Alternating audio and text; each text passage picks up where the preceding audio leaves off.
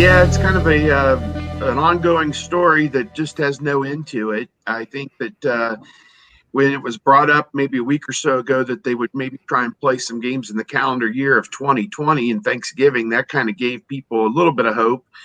The president getting involved, and you can take politics, any way you want with this discussion, but he tried to clear out some hurdles, it sounds like, with tests and different protocols that they could enact. And so I don't know. It's hard to know who to believe or what to believe at this point. There are indications that some of the schools have begun practicing in earnest in hopes that there would be games, real games in October. And so I don't know what to say. Michigan State put a thing out labeling it the first day of preseason camp. So,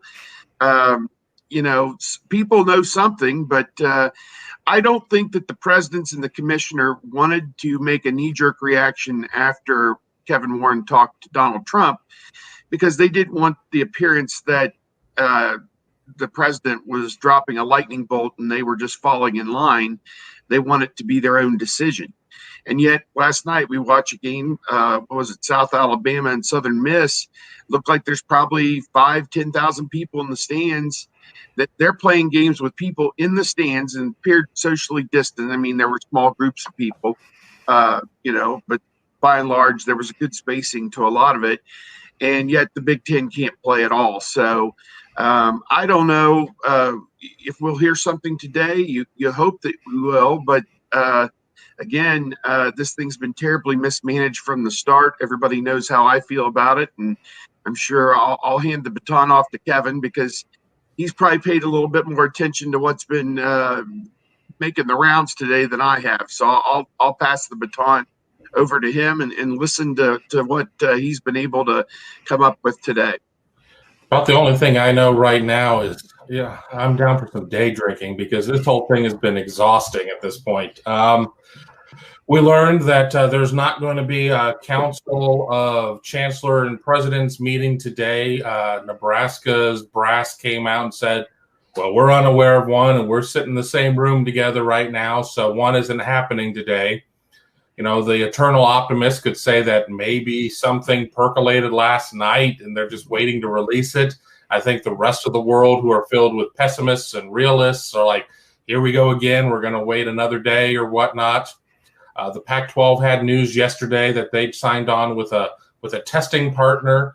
And what also came out of this is this desire by Larry Scott for the Big Ten and the Pac-12 to link up and align their seasons and have some old-timey bowl games together. You know what else is old-timey? Cholera, smallpox, the life expectancy of 34.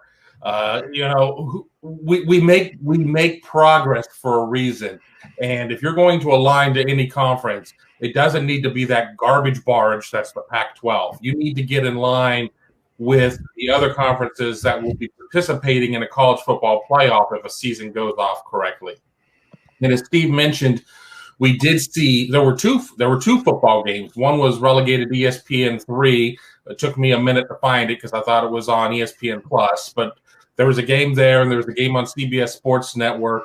Central Arkansas has played on back-to-back Thursdays. So either they're filled with just immortals, or they've figured something out, or we're just being lied to about what's going on in this whole situation. I'm thoroughly disgusted with the pace that this is moving at. And honestly, maybe October 10th, there are going to be some people out there who say that that's a case of being optimistic. But I think that this whole Thanksgiving plan is stupider than January. I mean, getting into a situation of where you're just starting up your season as the rest of college football is getting ready to get into conference championship games, the college football playoff and whatnot. I mean, yes, I've always been team some football is better than no football, but I mean, we could sit there and it's just such a horrible decision. I can't even keep myself edited and give my opinions on this. Just every foul word in the English language is coming to mind right now. I'm so incensed about the stupidity and the lack of leadership. And just really, I think that the people who are making the decisions just think we're stupid. I think they think we're stupid and willing to accept anything. And the reality is we're so starved for football. We're going up and down the channel guide to find anything, and they could play college Big Ten football at any point, and we'll watch it begrudgingly. Well, and when you say they think we are stupid, there's no doubt about that. And I think they also fear looking stupid by going back on their own word and restarting the season. So I think there's some of that. And so they have to weigh, do we want fall football TV money, or do we want to admit we were wrong? And the thing is, they don't have to admit they were wrong. They can just say, we've got more information. We talked to the president. We've got federal aid. There are reasons. The heart issue, what they originally cited, has been debunked, and you've got plenty of people saying that there are reasons to play because, hey, we're watching it. I'll be at my third high school football game in 3 weeks tonight. So football is existing. And so these guys and gals have an opportunity to not necessarily admit a mistake, but write a course and get back into a way that intersects with the college football playoff.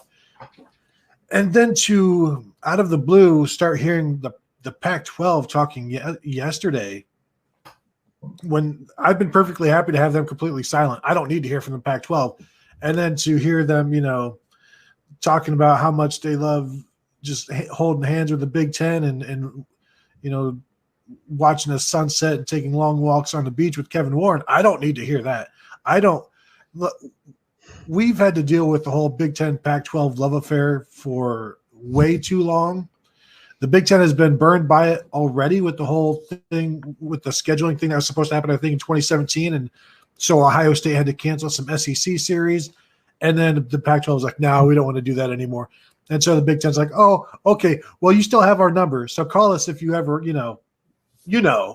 And so then now the Pac-12 is like, yeah, we really want to do stuff with the Big Ten. And I'm worried here, like, oh, God, the Big Ten always wants to be with the Pac-12. They love the Rose Bowl. And sure, the Rose Bowl is great. The Rose Bowl in March, I think it's just a game played at the Rose Bowl in March. I don't see that being the Rose Bowl. It's just a game at the Rose Bowl. Being attached to the Pac-12 is no incentive to play in the winter unless you are already going to play in the winter and you're like, yeah, let's rock on with the Pac-12 and get aligned. But that's no incentive. There are playing with the Pac-12 is an incentive like you like to enjoy the feeling of a Charlie horse going away, so you give yourself a cramp, right? There's no sense to it, and they could play if they wanted to right in 5 weeks. The coaches told us they wanted 6 weeks back 3 months ago. Said we would like 6 weeks to get ready, 2 weeks of strength and conditioning, 4 weeks of practice. For the last 2 months, they've been strength and conditioning. They can go ahead and play by October 10th. I don't see a problem with that. Illinois or Iowa's AD says they would need a medical miracle. How? Are you are you talking about like you need actual miracles because you are ridden with, as Kevin said, like cholera, or do you have several different diseases going across the campus that you need actual medical miracles? Or do you just not want to get things ramped up? And this is all so frustrating. And one day in the next 6 to 8 months, when this is finally behind us and we all know what's going on, I will look forward to being on this show and talking about football, basketball, whatever. Or maybe it's just going to become a show about how the president tried to save Big Ten football and the Big Ten said, no, thanks. If the Big Ten is married to the Pac-12 because of the Rose Bowl in and of itself, that's asinine. And if it's married to the Pac-12 for any other reason, I would love to know what those reasons are, because I couldn't state it any more fervently, succinctly, or accurately than Kevin did.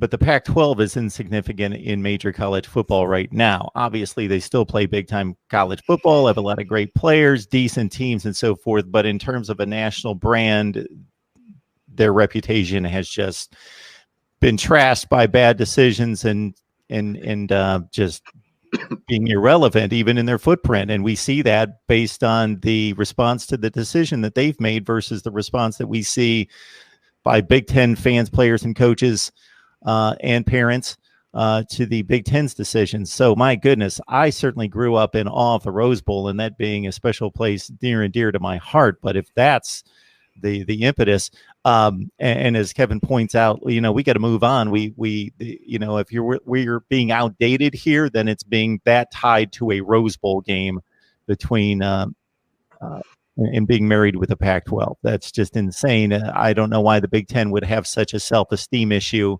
considering from just about every angle that you can talk about money, football actually being played on the field, it's the best or the second best conference by any measurement.